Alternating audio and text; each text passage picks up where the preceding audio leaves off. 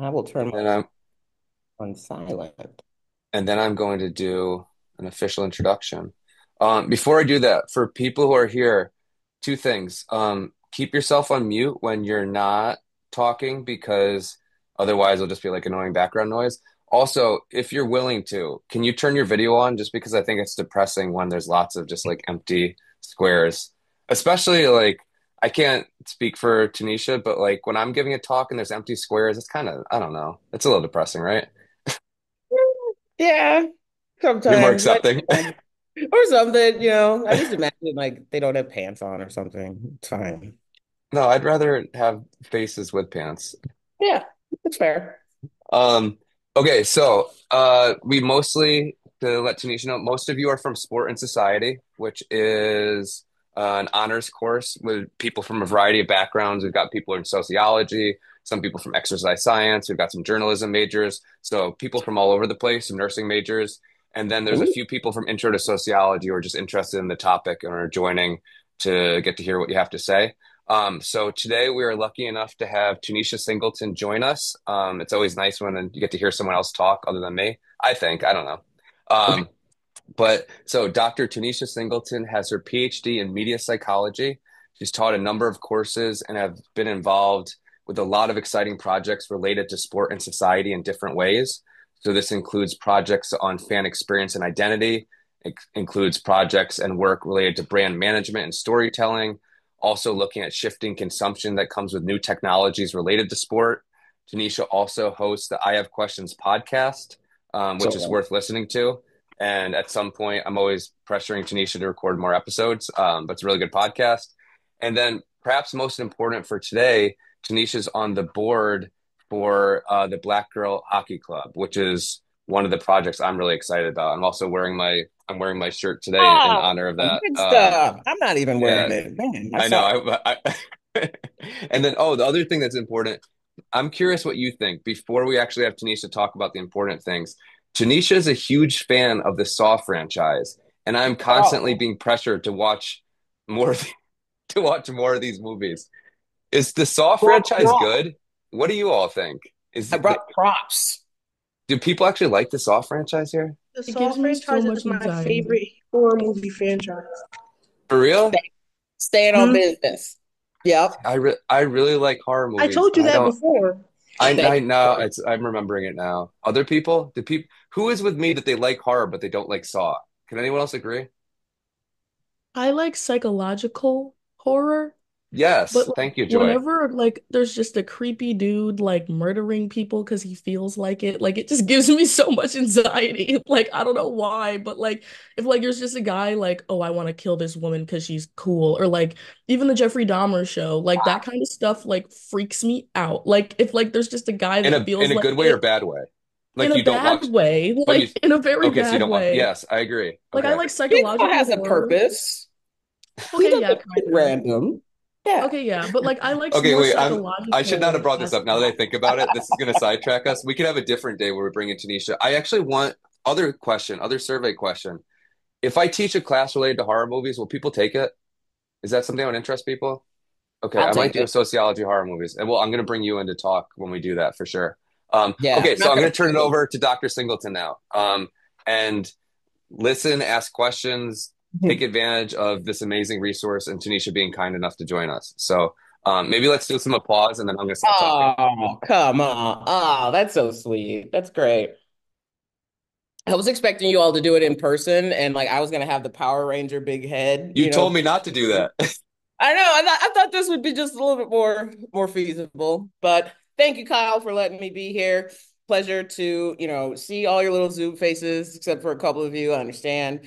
I'm in Las Vegas, so it's West Coast for me. I've got my matcha green tea going over here. Thank you for the cool intro. I don't know if you mentioned because I was trying to make sure my dog doesn't bark. I also teach at UNLV here in the sports management program. You did say that? Oh, okay. And no, and then I also teach at Howard University online, at HBCU in DC, and I teach psychology of media classes over there. So it's always really cool that I get to kind of float in these different departments. And I think I'm able to really do that because the root of my research and the root of what I'm interested in is people. And it behooves us to understand the way people function, the way people think, the human experience at this point, and how media, technology, and different cultures influence that human experience. And so that's why I got the PhD in media psychology. So, and also just regardless of what industry we're in the people business, right? So whether you're trying to promote a politician or celebrate or promote a fight or sell toilet paper or a brand of coffee, like you are targeting other people. So it again, it behooves us to really understand like the way people function, why people buy certain things, the importance of stories, and the symbols and semiotics that have so much meaning behind it and that are representative of larger concepts, values, beliefs, all of those things. That's why I think this is it's really cool what I'm able to do and what I hope to continue to be able to do and expand upon. So that's really cool here in Soch. I want to get kind of a little temperature in the room first. So I know you said this was a mix of a bunch of different people, and how many or what kind of industries are you guys looking into getting into like professionally after you graduate? Like, have you guys thought about what kind of jobs is there? Do you want to just stay in the academic track? Like, who just wants to be a professor? Who wants to be Kyle? Who wants to be Kyle when they grow up? No one. I don't think anyone in the class's goal is to be go to get a PhD and be a professor right now, is it? You guys interested in like marketing? You want to work for a team? Like, what? Feel free to put in the chat too, or unmute yourself. I just like to get a temperature. So, what I say. Yeah, Joy, what's up? I want to be a therapist and have my There. own practice, but I had Okay. about where I wanted to be a clinical psychologist, but I realized that's not what I wanted to do because it's just a lot of research, and I Yeah. don't want to sit at a desk and have people depend on me to have work done for them because that is kind of what I'm doing right now. So I don't know. Fair. Okay. Got some nurses, therapists, social work, physical therapists, school counselors. Okay, great. Yeah, there is a lot of therapists and counselors. Well, that's great because then, well, you certainly know then that you're dealing with people, right? And so I I'm sure think you we have a all few get, journalists too. Sorry to interrupt. I think we have a few oh, journalism people too who would be really interested in what you do. Like okay, Aaron and Shannon. Shannon are both, and I think Shannon might be going. Tell me if I'm wrong, Shannon. Are you going towards sports journalism or no? Yes. Right on. Okay, we got some public policy too. Awesome. Well then, yeah, what I'll be talking about, I think will really resonate with you all, maybe on a deeper level, but certainly everyone will be able to, I think, take something from this if you're remaining, open to like that. We're all in the people business aspect. And so we have to understand like how people are functioning and all of that stuff. That's cool. So did you let me share my screen, Kyle? Do I have the keys? No. Can I do that? Figure Fully out. see that over. If I make you the co-host, you can do that, right? Yeah, I think so. Okay, you should Got be able to. to now. Yep. And so you all saw the deck. Kyle sent you the link of the presentation. Cool. And you've all seen the Black Girl Hockey Club website. And I think you sent an article as well, right? The dissertation. Great. What I'm gonna do, I'm gonna share my screen with this deck. I'm not gonna go over all of it because no. But I am gonna highlight a couple of like key parts. And as I'm going through, please feel free to raise your little zoomy hand, put something in the chat, or just, nudge and play. Go, oh, hey, ooh, if you have a question or if something kind of comes up, okay? Because I want to make this be as fulfilling and worthwhile for you all, academically and personally as possible. Okay. So don't be strangers because if I'm the only one talking for an hour, this is really going to suck. And I don't like bad times. Okay, great. Let me see. Get this going. Oh, wait. Sorry. Wrong tab. Naturally. Oh, great. I love Canva. I hope everyone is using Canva because it really is So working. I didn't know. So you make your slides with Canva too, which is cool. I I have not. make my everything in Canva. My resume is in Canva. My CV, my everything is in Canva. It's a thing. Okay. So So yay, me. Okay. The way that I have this broken down, as you guys saw, is like I kind of broke this into three different parts, looking at the sports media landscape in general. And this obviously is including the nonprofit space with the work that I do with BGHC. But the first part that, like I said, how psychology is so important, I have this in here as like the why. Why does this matter? What's people like? How is this? Why are people functioning this way? Why are people loyal to certain things? Why are people gravitating towards this, right? So that's all about the identity and consumer behavior part of things. And that also includes the getting people to care about your social issue, trying to spark civic engagement. You still got to communicate with people, right? So the first part is all about kind of like the why. And then the second part, this is more of the okay, what are we actually doing? God forbid we start thinking applied practice, right? What are we actually doing? What are we making, right? So this is more of the intentional design of things and why Cleo, shut it down.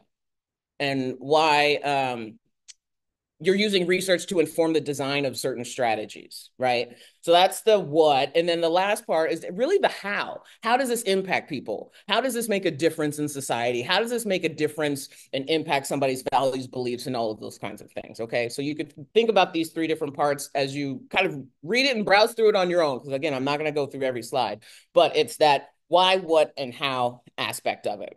Before I dive into specifically the Black Girl Hockey Club stuff, I think it behooves us again just to start with some of the psychology things and understanding what media psychology is. Because when I tell people, "Oh yeah, I got my PhD in media psychology," I always get the eyebrows of like, like what is this media psychology you speak of? So just to briefly get into what I'm talking about with that, it's understanding the human experience, but in relationship to technology and media in all of its forms, art, film, music, anything, right? So what I'm also very interested in are those patterns between media consumption and human behavior. What do you watch? What do you do? What do you buy? What does that make you feel? Right. And so in this going from even, okay, I'm going to buy this Apple Watch or this Fitbit because that's going to make me want to work out now. That now I'm going to like track my steps. Right. So, oh, I'm going to binge watch this whole show. So now that's going to make me want to like be now I'm a diehard and I'm going to buy the damn Saw mask and I'm going to buy t-shirts and I'm going to buy a hat and all of that stuff. So media consumption, human behavior, right? But again, it's also interpreting this whole human experience by three key and very distinct things. One being the usage of media technology. So how do you use it? Right? How do you use it? Or is how many of you can raise your Zoom hands or not answer because you're embarrassed to? If you the first thing you do when you wake up is open up TikTok or you open up Instagram. Okay, Shannon's like, yup, Joy, yup. So it's okay, that's you use it a lot. Sometimes you don't even know why you use it, but you use it. So we're interested in that. The second part is the relationship that you have with media and technology. How much does this thing, what relationship do you have with it as in, okay, this is absolutely vital. This is so crucial. Like I can't watch a sporting event without live tweeting it. So my relationship with Twitter as an application itself, I ain't calling it X, okay? Let's just say that. Like it's Twitter, like for life, okay? My relationship with it is very close. I gotta make sure this joint charged. I gotta make sure, so I have a very close relationship with this because of other things that are important to me, watching the game. And then the third one is the meaning that we associate with it. So that the value and value isn't just dollars and cents. We're talking about different forms of currency, right? Currency just means like this is worth something. That's it. So sports is worth a lot to me. Twitter is worth a lot to me. I've actually gotten more jobs off Twitter than LinkedIn. So the meaning that I have behind these things. Some people only exclusively date online using Bumble or POF or whatever the hell y'all are doing, right? So the meaning that we associate with these things, right? Oh, I'm using this so I can find a partner. So again, the usage of the relationships we have with and the meaning behind our associations with media and technology, that is media psychology. So it's really like a lens, right? Like literally my stigmatism. I have these glasses so I could see better. Media psych is that lens so I could see the usage related, meaning all of that jazz. Does that kind of make sense? Are there any questions right now at this point? Make sense? Cool. So I always like this picture because it's just thinking about fandom. And I know, yeah, Kyle said like I'm really, really interested in fandom. And that's what I wanted to study exclusively. When I got my PhD, I was interested in studying sports fan identity and the impact social media and all of this new media technology has on the sport experience, on the fan, and the industry kind of as a whole, and this, what I call a multidimensional sport experience. And so this whole fandom, real life, oh my God, do I have to pick a street? Like, is this, nah, it's for me, it's like, it's kind of merged. And so it also just reveals too, like, okay, when should I separate it? Is there a point in time when one scenario or instance calls for separation and when not to? So I just think this is a great graph because it gives you, some cool pictures. I'm skipping through a bunch, but this part I think is important because you could also do this kind of timeline with anything, really, any kind of culture, anything that you want to investigate. What do old people always say? You got to know where you came from, right? So when I was doing my research, I wanted to study, if I'm talking about, okay, the sport experience, all right, well, what was it like before? What did we used to do? So I looked back and tried to understand the evolution of sports media consumption. So 1870s, that's when we got the sports page in the newspapers. 1911, Western Union telegram viewing, air quotes on viewing, right, of a college football game. Then we've got first sporting event radio broadcast was a lightweight boxing match. 36 Olympics. Please, I hope all of you know what that is. It's how huge that is, right? Fast forward, first color TV sports program in the 50s.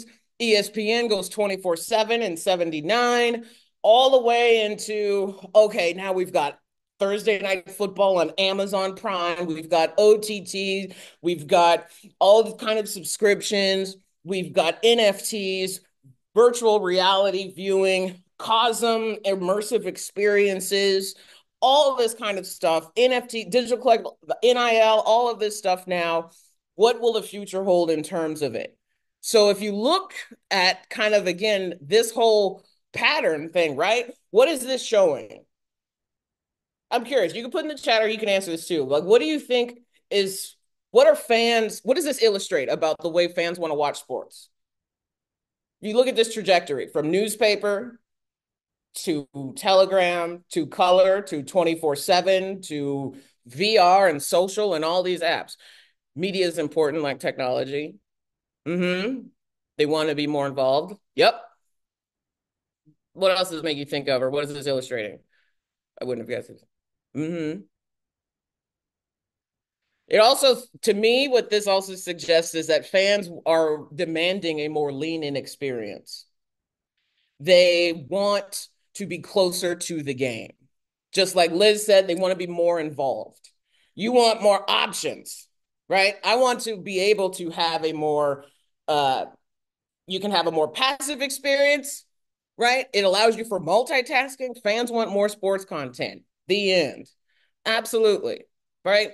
So in the board, before it used to be this very unidimensional experience where we were just, okay, I'm watching the game. But then now with all of these different options, with the evolution of technology, so are the means then that people can consume content and then demand kind of more content. Because now it's like there's no excuses why there's a bad production. And I have to text Kyle every time I see something that drives me nuts, like with Bellator or PFL.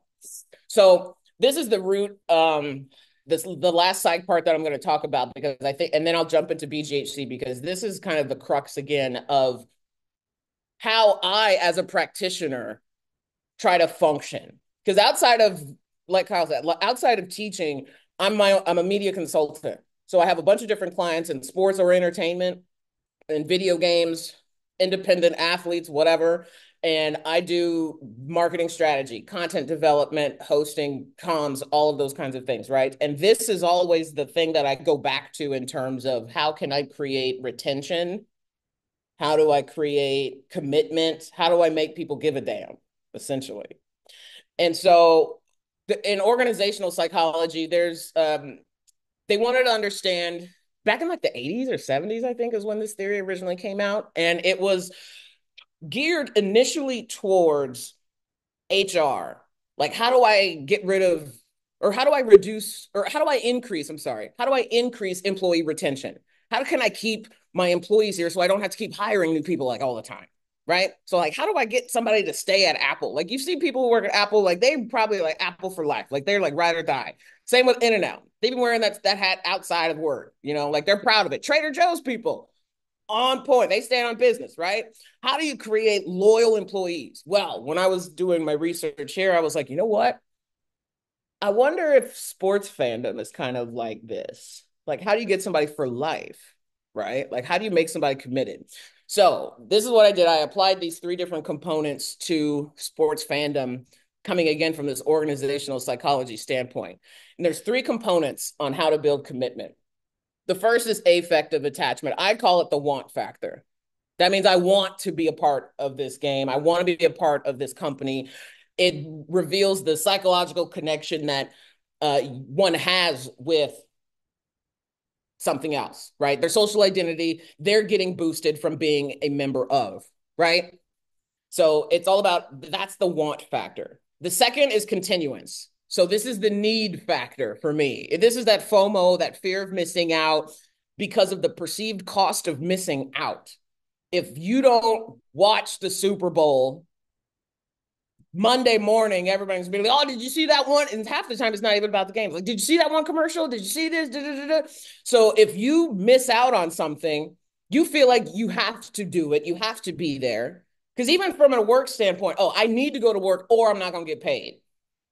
Right? It's like, oh, I need to watch game 5 of the WNBA finals or I'm missing out on one of the greatest finals of all time and at a peak of women's sports. Right? So I need to watch these things. It's like, you know what? I'm in Las Vegas. I need to go to the Golden Knights parade because this is a once in a lifetime kind of thing. I need to be around other fans, right? And the third one is normative, which I translate into the should factor, this ought, this level of responsibility. And this is one of the more important ones. So this is now the fan, the employee, the person feeling like they have an obligation to be a part of something or to act a certain way, to vote a certain way, to buy something, right? So, you know what? I just moved to Las Vegas. I should be an Aces fan, right? I'm a woman. I played basketball. I live here now. I should ride with the local team. Fair. Yeah. It's like, you know what? Maybe you just got promoted at work. You're like, you know what? Maybe I should show up a little bit early now. Make a good impression. Leaders first to leave, first in, last one out kind of thing. I should. So it's that level of responsibility again.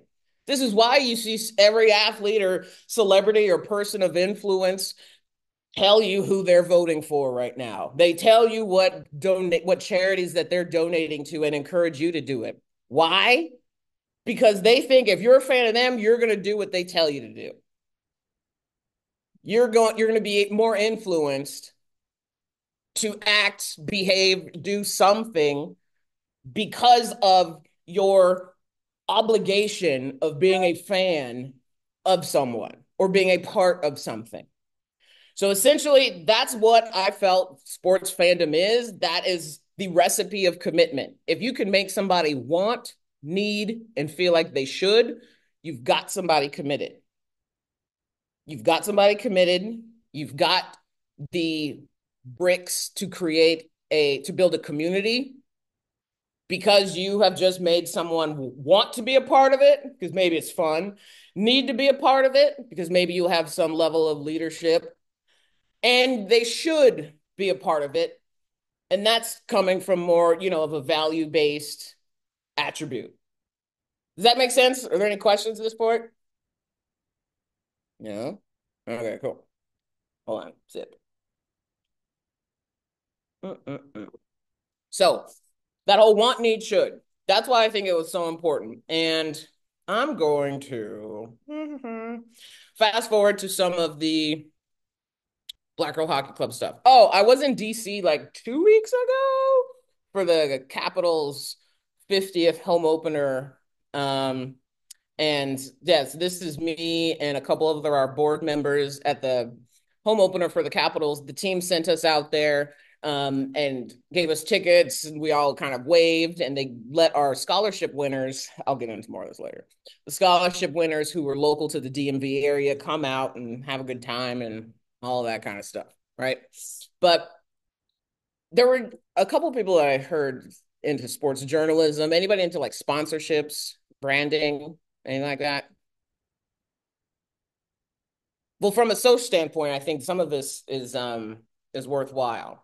Um, Understanding the landscape today is kind of obviously think again about that whole evolution timeline of media consumption. We can look at that too. And there are things from a civic standpoint that become really important and kind of stick out, right? The whole point of sports sponsorships is that there's going to be some type of mutually beneficial relationship, right? Where the brand's going to be able to enhance their image, increase their own awareness, and then the athlete, the team, the franchise, whatever, they're going to be able to get that financial support to be able to create great experiences in person. So NIL, name, image, likeness, for the sports people, you understand now that this is a paradigm shift in the industry from multiple touch points, the player, the team, the fan, and the media landscape as well, where now organizations can basically hire athletes to be ambassadors of their brand. They can get paid now. Student athletes were not paid until just a couple of years ago with this whole thing. So now, what does an athlete consider when a bunch of people are like, hey, I want you to work with me, sell this product, sell this product? How do they make that decision? Are they going to do it just because, okay, who has the most money? Or is that person going to say, okay, I want one that's actually meaningful, one that maybe addresses a certain social issue or topic that impacts my family, something that I am personally invested in, right? So this what I'm underscoring here is the human-centered decisions that go behind the scenes on all of these things that we see happening. Understand that nothing's on accident, and that oftentimes you are framed, you see what people want you to see. And that's happens in the newspaper too. Who's even touched a newspaper? Who subscribes to newspapers? Like total sidebar. Like nobody reads. Okay, Shannon. Okay. Oh, maybe it's just me who doesn't have a newspaper. My fault. But even in that space, you see what they want you to, right? So if you only have 4 inches and you only have like 800 words space to put in, this column or whatever, that means you are selecting what information you want to put in there. That's narrative framing, right? So just like if you're taking a picture or if people are in the media production kind of stuff like my background is, you're setting up a camera, you don't see all this other stuff behind you. You see what's in this frame and that's it. You're ignoring you don't need to see all this. Don't worry about it. I'm telling you, I'm holding the camera, I'm directing this, I'm writing this article. Don't worry about all that other stuff. This is what's important. That's why we can see all the misinformation, fake news, all this stuff, because people just want you to see that. That's why people get so annoyed when, you just read the headline and you feel like you got everything from the article, right? So back to this, the community impact element. That again, that comes from the decision that was intentionally made. So when there's community engagement opportunities, that's great because now a local organization or community-focused organization will be able to use that company's platform to now increase their awareness. This is a more human-centered approach that supports social justice initiatives, civic engagement, intersectional causes. Cleo, seriously, bro? Sorry. He just wants to put in his 2 cents too. Okay, Black Girl High Club stuff. Oh, this picture, I actually saw this walking around the Capital One Arena. I had never been there before. I'd never been to DC, and they actually have this Black hockey history section of like key moments and players and cool facts and timelines and stuff. And I was like, oh, great. This is even up here in October. Like they didn't just put it up in February. Like it actually stays there. So I was like, great, awesome. Like that's actually showing me too that they are cognizant of the February 1st, you change your profile to black, green, and red, and then March 1st, that mess gone, right? Like this is actually a very intentional decision to make it a part of the real estate in that building. Those are big signs. All of these kind of decisions, they illustrate something else because again, they're made for a particular reason. And I think that's important. And I already saw all this stuff. Did you guys already talk about that in your semester? Our article? No, not this class. No, I mentioned we didn't talk about the UFC's response to COVID. I think we talked a little bit about Dana White's relationship with Trump and the way that Oh, Trump that's has why leaned into it. Yeah, some more Trump using MMA as a welcoming sports space, but we didn't talk about the COVID stuff. but that's why you saw that video of Yeah, the exactly. Yep. yeah, totally. So that's actually, a part of this or illustrates at least what I try to make sure is at the forefront of what I do with BGHC, what it and why essentially is because when you're a person of color and someone of cultural competence, we have to do things in spite of. So Kyle and I are fans of the UFC. We hate absolutely everything about the people behind it. My values are the exact opposite of a Dana White. They're the exact opposite of the way Trump used this platform and continues to try and sell his own political agendas that don't align with mine. And that it's continually forced when it doesn't need to be on the product itself, right? Watching fights. But I have to be there in spite of all of that stuff. Being a Black female, I grew up in Southern California. I went to my first hockey game when I was in college because I went to college in the Bay Area. So the San Jose Sharks were right there, like a bus away. So I would go there and I had no idea what the hell was going on, but I was like, they fight and this is fun. So I was just a very casual fan. And what I've realized though, even when I bartended in LA and, I'd put a game on, older Black gentlemen would be like, why are you watching that white thing? Like, turn that white sport off. Like, you shouldn't be watching hockey. Da, da, da. They be your own people sometimes, right?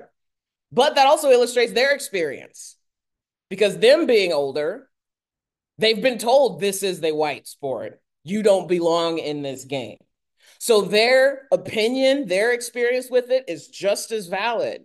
I've been called N-word at games before. Been getting all kind of crazy messages on Twitter when I post about that. When I just post about them being in DC, I get this, just a slew of slurs being put at me just from my own existence in a space that has been typically understood globally as a white sport. So I'll tell you how BJG started. Renee Hess, who's the founder, executive director of Black Girl Hockey Club, 2019, 2018-ish, she goes to a Dallas Stars game. She ends up just tweeting like, hey, are there any Black girls that want to meet up and watch the game together? Bunch of people started replying like, "Oh, I wish there were some Black girls in Philly I could watch a Flyers game with. Yeah, same in Jersey with the Devils. Yeah, anybody in LA want to watch the Kings?" And so after just seeing this response, like, I'm recognizing a gap now.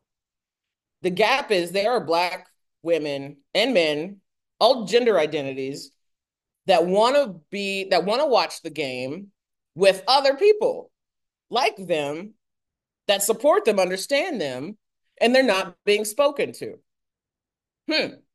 So she creates a nonprofit called Black Girl Hockey Club.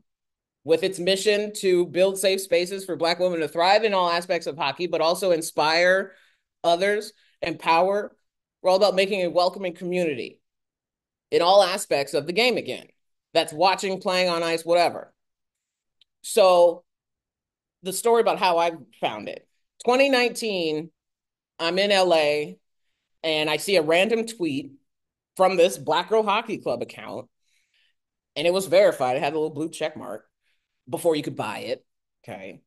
Um, and I see, hey, any people in LA want to watch the Golden Knights play the Kings at Staples Center? I'm never calling it crypto, so just no. Hey, any Black girls want to watch the game? Like, da, da, da, da. And I was like, there's no way there's an organization called Black Girl Hockey Club. Like, no way. Like, I can't, no way. So I go down the rabbit hole of validation to see, like, okay, is this real or not? They had the website, it was .org, like everything was legit. Fine. I buy a shirt, I buy a ticket, I show up at 10 a.m. and there's already 50 people outside Staples Center. Black, white, Hispanic, Latino, gay, straight, handicapped, wheelchairs, grandmas, old babies. Like it was, I've never seen that kind of diversity at Denny's, let alone at a hockey game. Right. So I was like, I'm sold. This is amazing. I've never, and everybody's wearing, shirts like Kyle, like the BGHC shirt, right? I was like, where's this Renee person? Great. Cut to, I became president of the org. And it's a small world. She lives 5 minutes from my parents. She's from Riverside like me. So when I talk about intentionality, and this is what I think innovation is, and it's important for you, regardless of what your industry area is for, where you want to get into. Innovation is just recognizing a need and fulfilling it. That's really it. Like it doesn't require, white lab coats and beakers with like smoke and shit coming out of it. Like all it is recognizing a gap and doing and coming up with something to fix it. She saw, we see that there are a lot of Black people and women specifically who feel uncomfortable in and around hockey. Bet. Let's create an organization then where we can start to create that welcoming environment in response to. So when I talked about being UFC fans and having to do it in spite of, we're here in spite of the environment and society, this unwritten, this unspoken belief that this is just for white folks when we know it's not. So there's a level of resistance that comes in that. And that's what that dissertation article was really about. Sabrina Razanek, I forgot how to say her last name. She's up in Toronto, I think.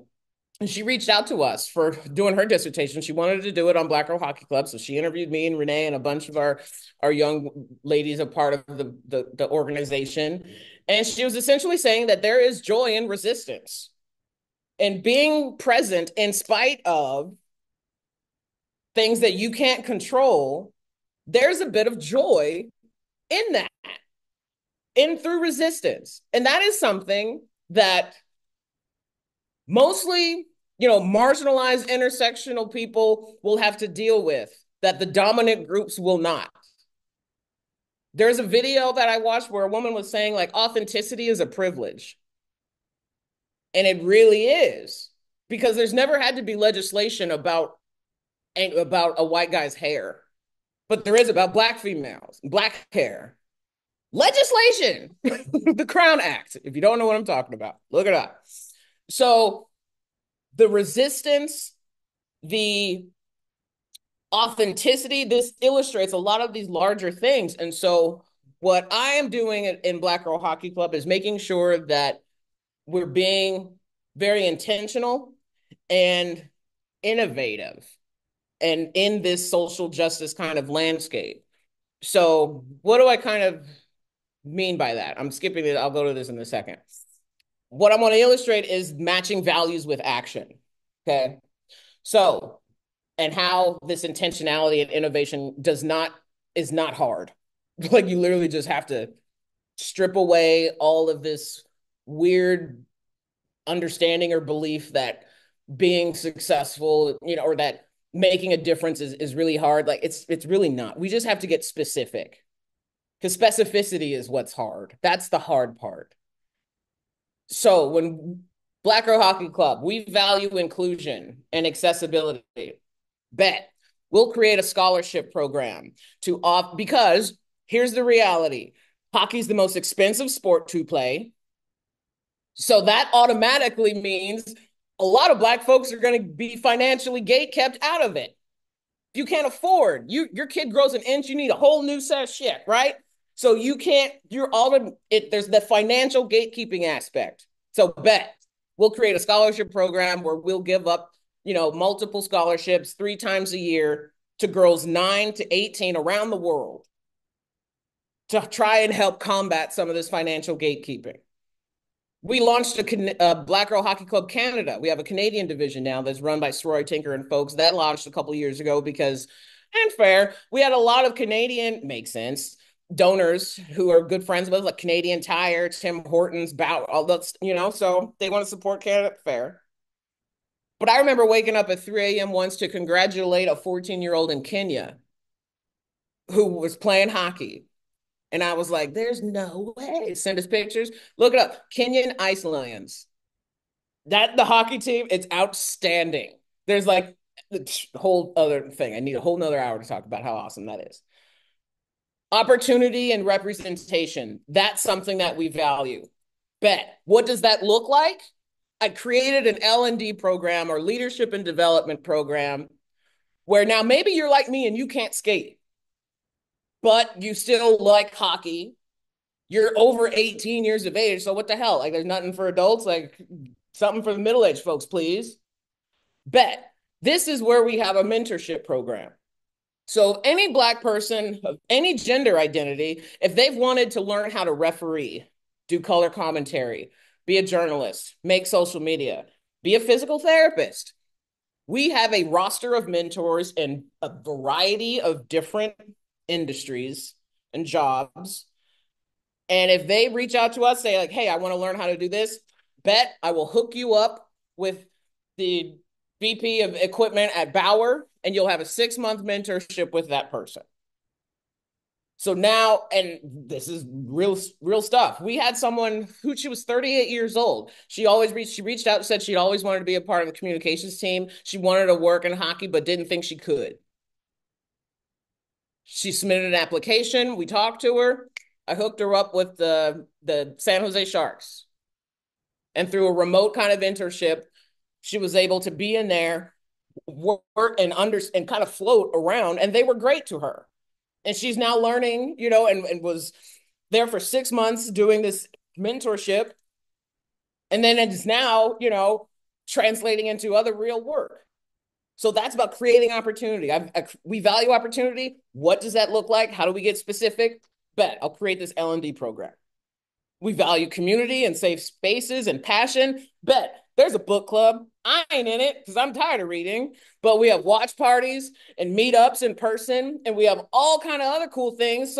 And opportunities for us to get together in the off season. There's 82 games, but being in BGHC is 24/7. So what can we do to maintain the passion even in the off season? Tons of these things. Education, lifelong learning. Bet we had our Get Uncomfortable campaign. We've had all the digital events and programs where people will pay us to talk to other organizations about this type of innovative civic engagement. So in all of that, is again something that I think is really important, and that's control what you can control. Because again, all this idea of like racism and what people think, you can't control that. I had somebody wanted me to be her advisor on her dissertation. She's like, yeah, I want to. I was like, well, what do you want to do? Like, what do you want to write about? She's like, yeah, I want to write about how to end racism. And I was like, damn, I wish someone thought of that before. Man, that's so cool. That's so original. You can't control that. It's not as if, people have died over this for a million years. Come on. Get specific. Control what you can control. So that starts with this kind of self-audit, being able to understand what you do have and all of this stuff. And so with Black Girl Hockey Club and the growth that we continue to have, we work with a lot of teams work with us. We work with teams. Last year, this is at MSG. The Rangers sent me out, and they donated $10,000 to us.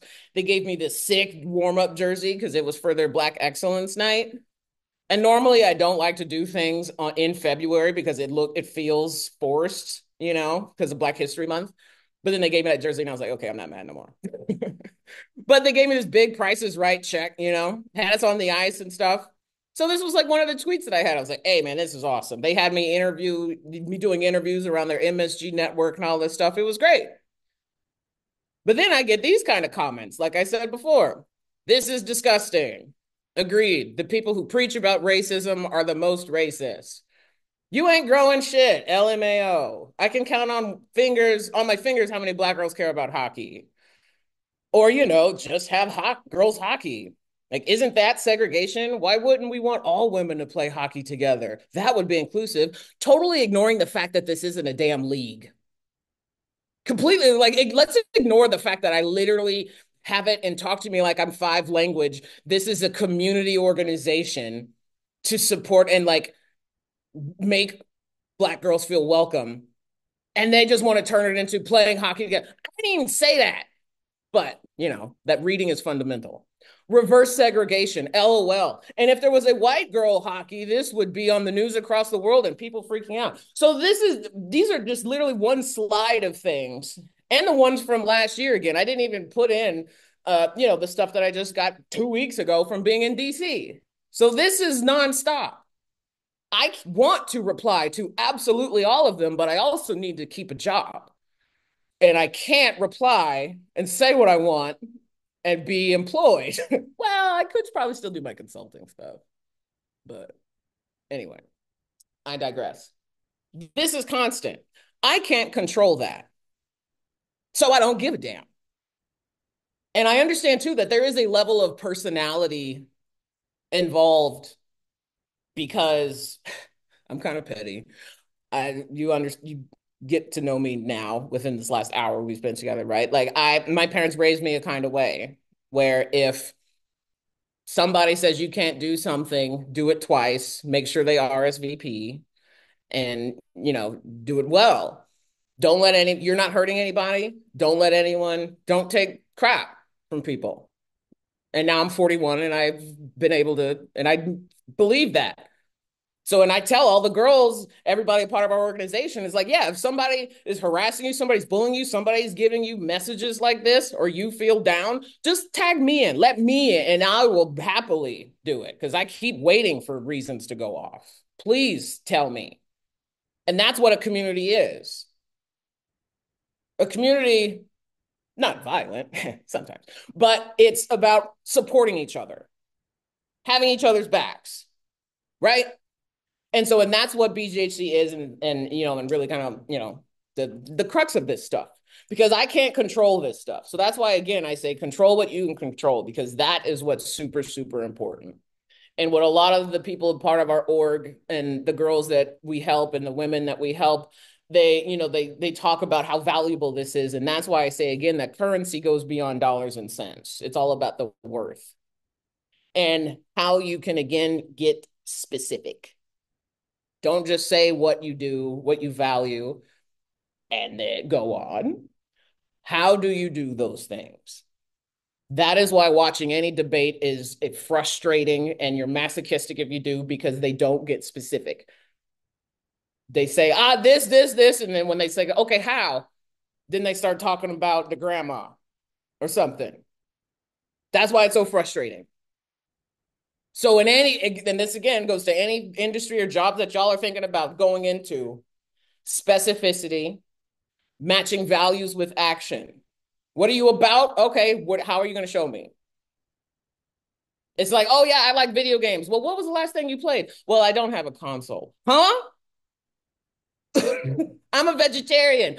Can I get oxtails with a side of what? That's why it's so frustrating when we see these disconnects. between what people say they're about and what they actually do. That hypocritical stuff. This is the professional version, right? When you see people not connecting those kind of dots. Okay.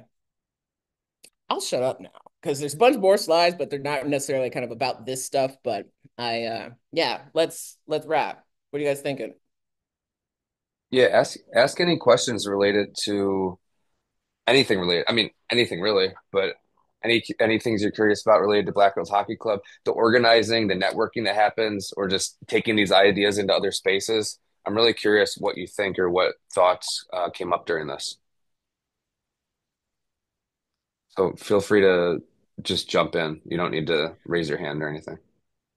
Um, we were talking about participation trophies, and uh, Kyle said that we should get your opinion on it. On participation trophies? I said Yeah. that you might have a different opinion than I do. Uh, at any level? Uh, It's We specifically kids, right?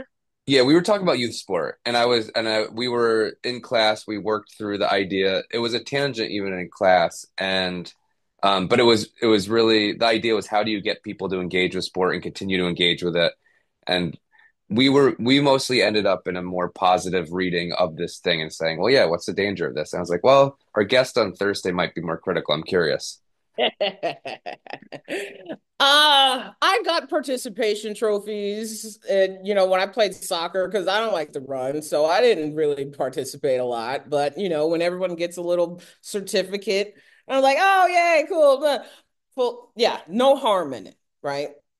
Where I can get critical is beyond the trophy, right? It's what impact and meaning will this now have on said youth?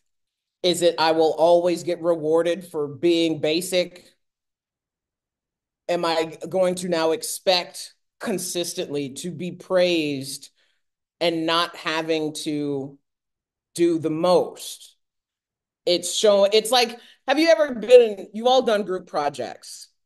You've all had that one student in the group project who didn't contribute anything but still got the A, who still got the grade. That's the problem of participation trophies. You mean someone on the 15th seat on the bench is going to get the exact same thing that the captain just got? The one who didn't sit out any minutes? Luke Longley is going to be the loudest dude on the Lakers parade, right? And as if he was Shaq and Kobe.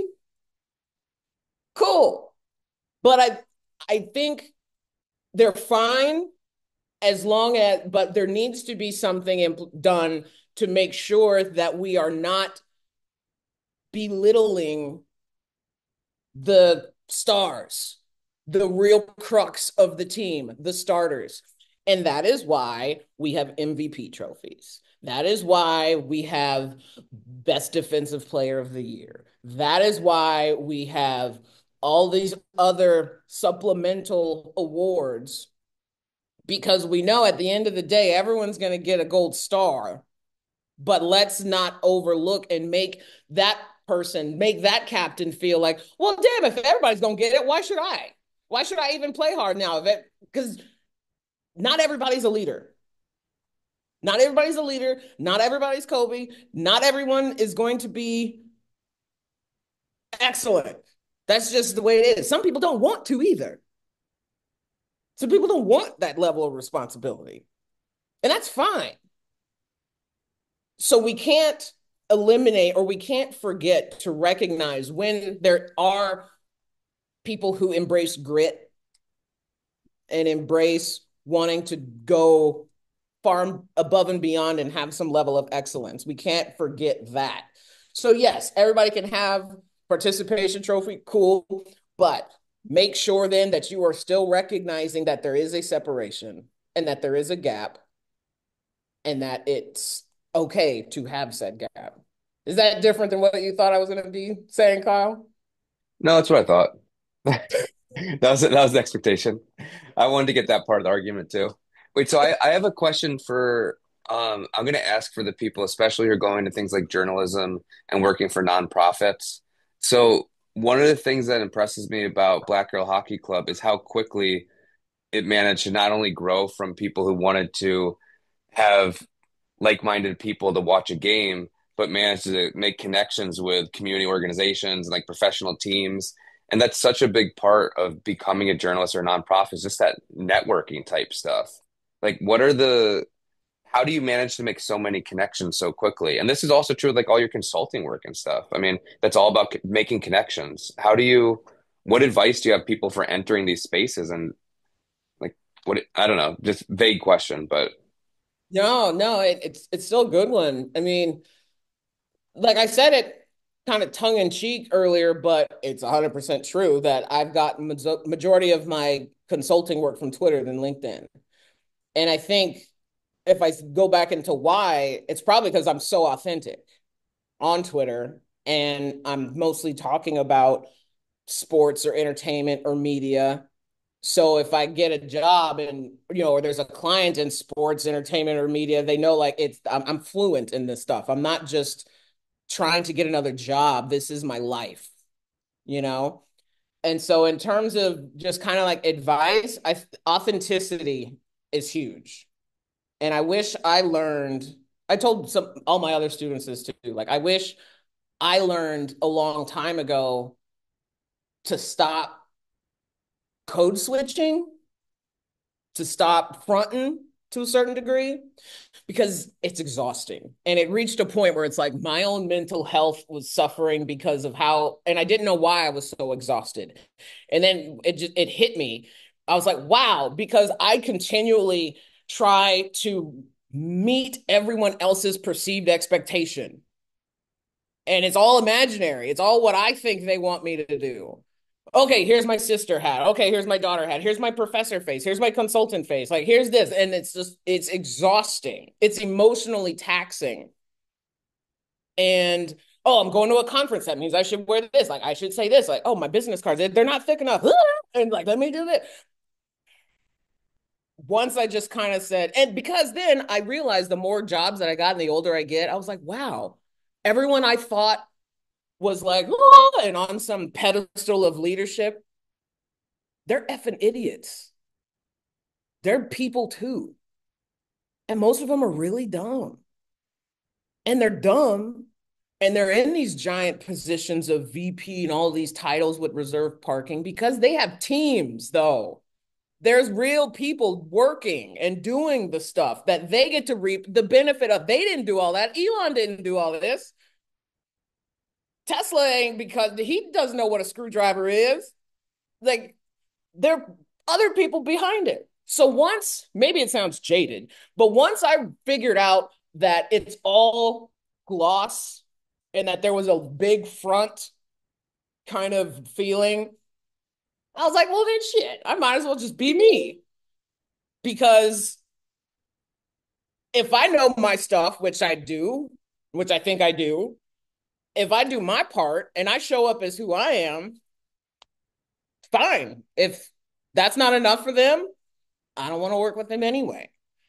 So authenticity is huge. And so I'm going to class after this. And yeah, I'm going to be wearing the same tank top and shirt with my red chucks. Like, for me, I can't keep flipping and code switching and putting on all of these different masks. I'm myself. And it took me 40 years to figure that out, that myself was enough. And there's only one of you. There's only one of me. So be you. And oftentimes, too, even because I realized too, even after I've like fronted and did all that he and shuck and jive dance stuff, and then I get in the job and then I'm really me, they're like, oh, so you're like ghetto. Oh, like, oh, you're not what I thought. I'm just come, as young people say, come correct. Just be you, be authentic. That is enough. Because all of that soft shoe and dancing around, it's not worth it.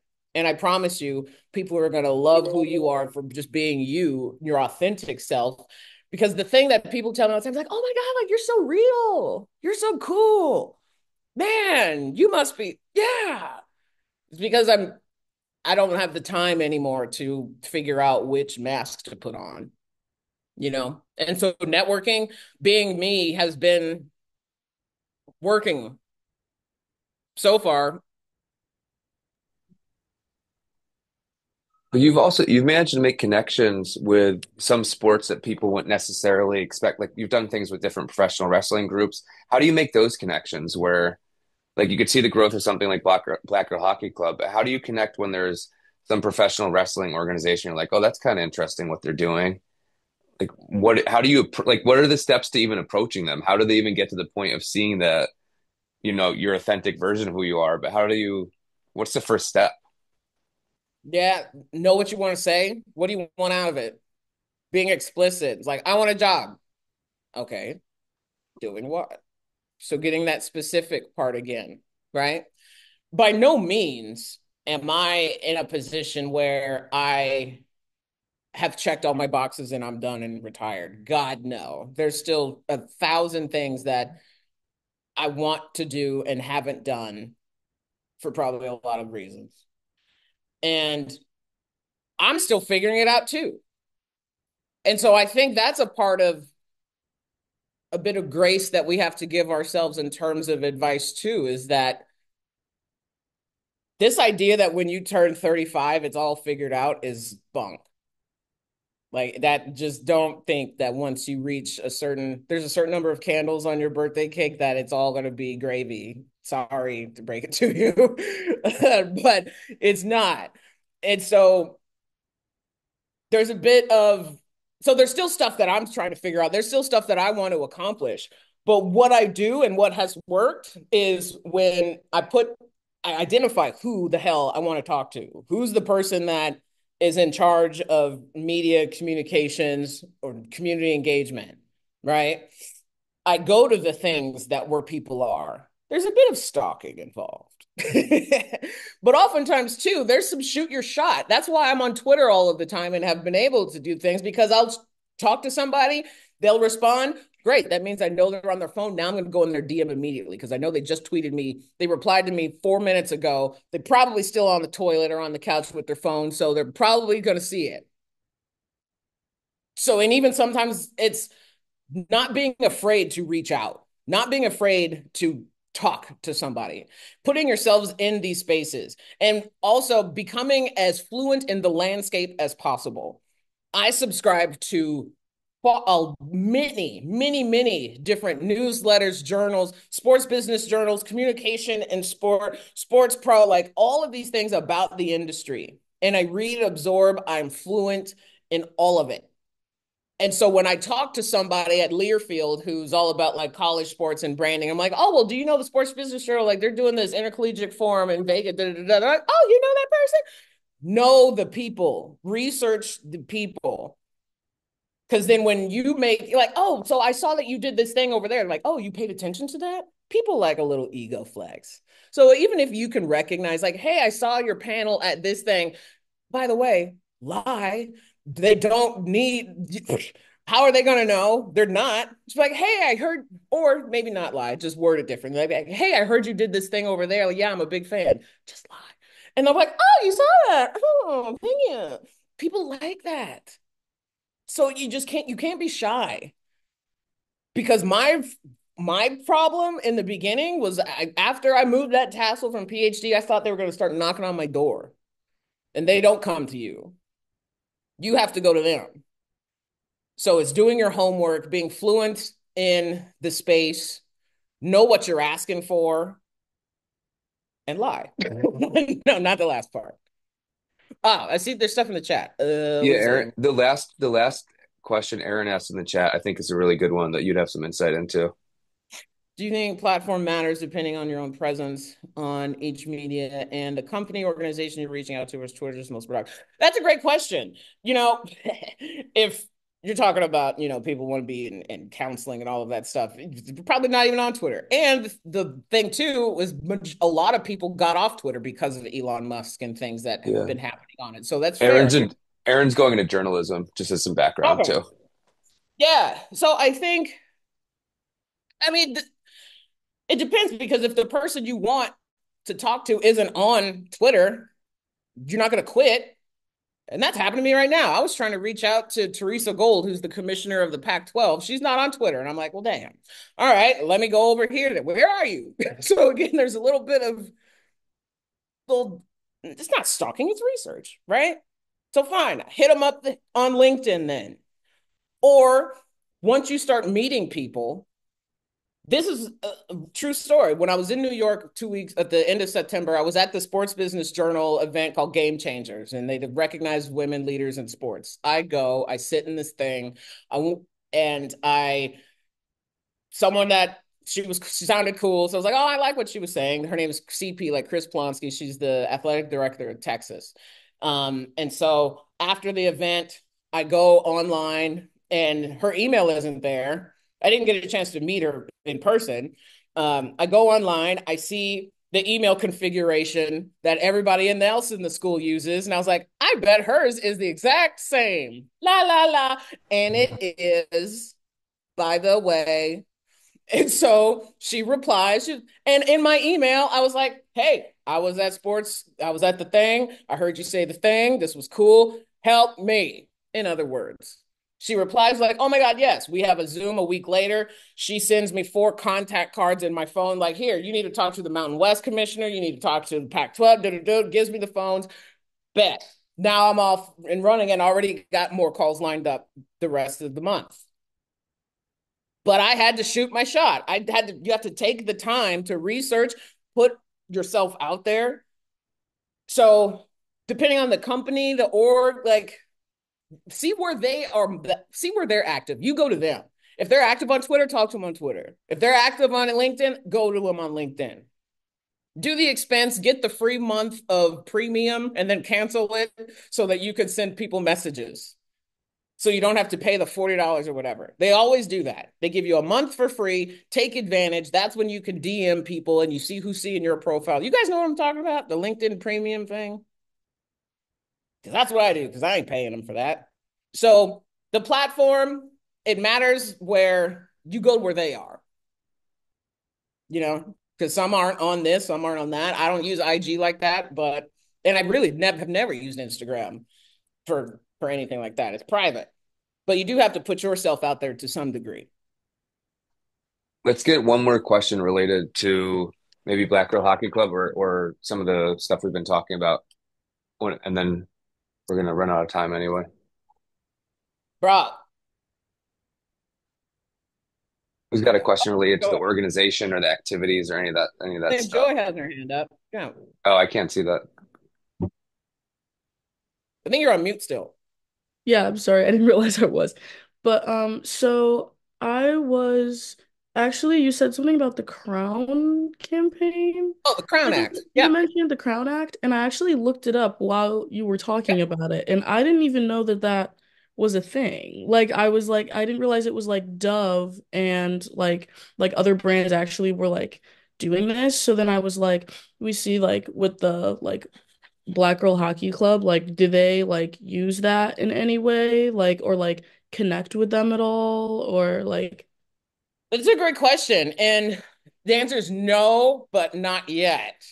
mm, Because there is actually some research that Black Girl Hockey Club and another organization is actually a part of, it's not Salem, it's some other university that I'm blanking on right now. But mm, they're interested all about black hair and for especially black women's hair, how that is represented in different spaces, even like virtual like avatars, right? And mm, encoding and all of these kind of different spaces too. And mm, so they reached out to us. So we're trying to collaborate on some publications and reaching out to folks within the administration of that, that are handling this Crown Act. So hopefully, and that's because that's also an area, okay, it doesn't have anything to do with hockey, but it 100% is represented in our values, what our mission is, right? How we are here just to be supportive, right? mm, And create that kind of community aspect. And that's mm, the off the ice part of it. It's recognizing that there are so many other things that impact and influence why hockey feels like it's just a white sport, hair included, because a lot of our girls that are players, they say, yeah, their teammates are like, how does your helmet fit? Or what is this? Like, what does this do? Like, so saying rude things like that. And it's just like our hair. That's why I said authenticity is a privilege, you know? So the Crown Act, that is hope that's something hopefully that we'll be able to work with them specifically on. But their mission, the whole purpose behind the Crown Act is, in alignment with what Black Girl Hockey Club stands for too. So Mhm. hopefully, Yeah, it's funny you say that like with avatars too, because I don't know if anyone like remembers when Bitmoji was first made. Like they yeah. didn't have any like curly or like textured hairstyles at all. And I used to have like just a bun on my Bitmoji for a really long time because I was like none of these are my hair. And then like even like recently, like I think it's probably because Snapchat uses them a lot more now. But like now you can see more natural hair like styles and like cornrows. You can even see like I have locks on mine now. So like it's like we see like it transitioned a lot different like to like later. And I was like, yeah, like that would make a lot of sense. Like I'm just surprised I didn't know about the Crown Act until now. Like that's something that's like up my alley even too. Yeah, and it was still turned down by the Senate. Yeah. So it's like, Even no, then, like what? which is essentially like, yeah, it's saying it's like we're not going to discriminate on hair. I've had when I was a receptionist and I had an afro out, they're like, "Oh, did you wake up late?" Because they thought I didn't have time to do it. I was like, "No, I actually like got up early and shit because got picket." So it's 100% real, right? So those are, yeah, it's unfortunate, and it's again one of those control you can control, all that kind of stuff. But it's yeah, one of those things where I think it's another cool opportunity to be able to get in other spaces because not only does that increase awareness of Black Girl Hockey Club, right? If Black Girl Hockey Club is now entering a space of like social legislation and these kind of things, like, whoa, what is that? What does hockey have to do with this? It's got a lot to do with it, you know? Wait, can you answer Lydia's question really quick, and then I promise that we'll actually stop. Because Yes, Lydia had another really quick good one in the chat, and then we'll get out of yes, here. So 100% Lydia's, yeah, nonprofit, 100% donations, 100% grants. I don't get paid with Black Girl Hockey Club. This is nonprofit, 100%. So if we don't get donations, we can't give scholarships. We had to turn down or like reduce the number of scholarships we had the beginning of this year because we got less funding. We got less stuff. So we have grant writers who come out and submit grants all over the place. So it's not just heavy, it's 100% reliant on grants and donations. And that's why Bauer was like, we don't want to give you no more money, but we'll give you equipment scholarships. And so that's what Bauer's been doing for us now, this all of 2024. Was okay, we won't give you any more cash, but we'll give you sticks, skates, pads, which is worth a lot. So 100% on funding. And so we're struggling right now to try and create a fundraiser because we have garages full of jersey skates, signed things, pictures and stuff that we want to auction off so we can get some more money. We're in the work of that now. So if anybody wants to volunteer, we need volunteers. actually, I'll say one thing, then we officially will end. This is useful for people who need potentially internships or volunteer hours. This could be possibly an organization to get involved in. Could be a cool opportunity, and I think this is such a good example of how you have an idea and you ran with it, and then something came. Like that's what I love about when you talk about the story of Black Girl Hockey Club. It just started with some people wanting to hang out.